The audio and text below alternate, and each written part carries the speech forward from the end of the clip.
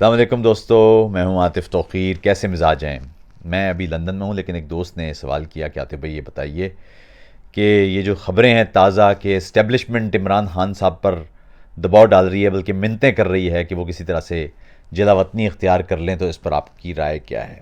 بھائی بات یہ ہے کہ آ، جب بھی کوئی خبر دیکھا کریں تو سب سے اہم بات یہ ہوتی ہے کہ اس خبر سے متعلق آپ تھوڑا سا لاجک یا منطق کا استعمال کیا کریں۔ کبھی کبھی ہوتا ہے نا کہ آپ جذبات میں بہ جاتے ہیں اور مشکل ہوتا ہے سوچنا، لیکن اسی لیے اچھا ہے کہ کبھی کسی خبر کو آپ اس کے میرٹس پہ پرکھا کریں۔ اب یہ خبر ہے مثال کے طور پر کہ واقعی فوج عمران خان کی منتیں کر رہی ہو اگر کہ وہ جلا وطنی اختیار کر لیں، تو یہ کیسے درست ہو سکتی ہے؟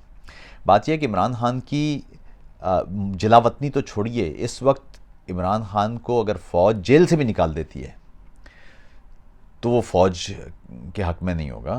اب یہ سمجھ لیجئے کہ عمران خان صاحب بہت آسانی سے جیل سے باہر نہیں آئیں گے۔ بات یہ ہے کہ دوسرے لیڈروں کے ساتھ یہ معاملہ تھا کہ وہ جیل سے باہر جا سکتے تھے، ملک سے دور چلے جاتے تھے تو پاکستانی سیاسی میدان میں کچھ کسی طرح کا ٹھہراؤ پیدا ہو جاتا تھا، لیکن عمران خان کی صورت میں چونکہ یہ ممکن نہیں ہے۔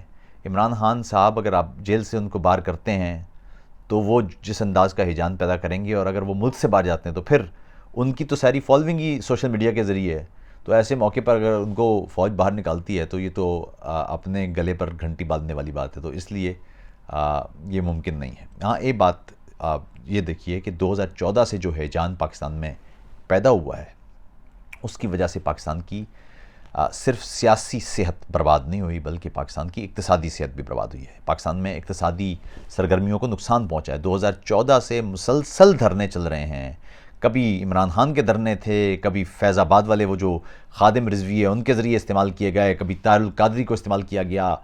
اس کے بعد پھر آپ یہ دیکھیں کہ جب عمران خان کی اپنی حکومت آئی ہے تو اس دور میں بھی ہر روز ایک کہانی تھی۔ کبھی وہ شہباز اقبال وہ بیٹھ جاتے تھے ٹی وی پر کہ میں نے فلاں کی کرپشن ہے تو فلاں کی کرپشن ہے۔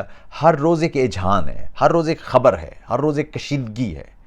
ایسی صورتحال میں کوئی سرمایہ کار پیسے نہیں لگاتا، اور یہی وجہ ہے کہ 2014 سے ہی پاکستان میں اگر آپ دیکھیں 15 تو ٹھیک ہے، لیکن مسلسل پچھلے 10 سال سے پاکستان میں بین الاقوامی قرض بھی بڑھے ہیں۔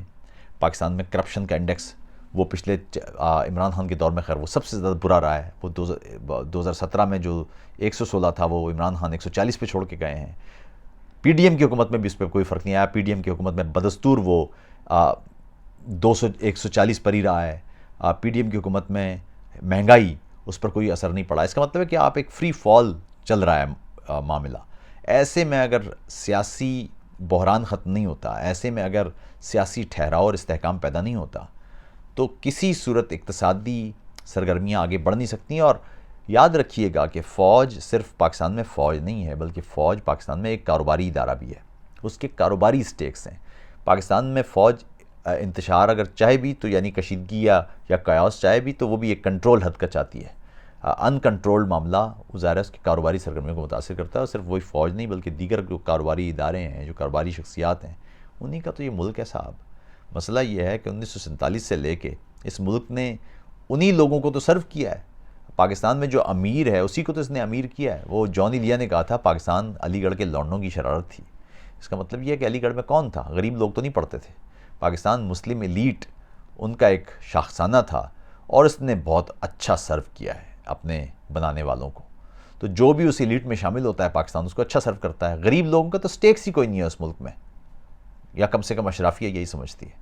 تو اس لیے فی الحال یہ بھول جائیے کہ عمران خان کو کسی طرح سے بھی کوئی رعایت ملنے والی ہے، کیونکہ عمران خان کی وجہ سے پاکستان کی جو اشرافیہ ہے اس میں یہ بات واضح ہے کہ اگر عمران خان ہوتا ہے تو پاکستان نہ سیاسی طور پر نہ اقتصادی طور پر وہ چل نہیں پائے گا۔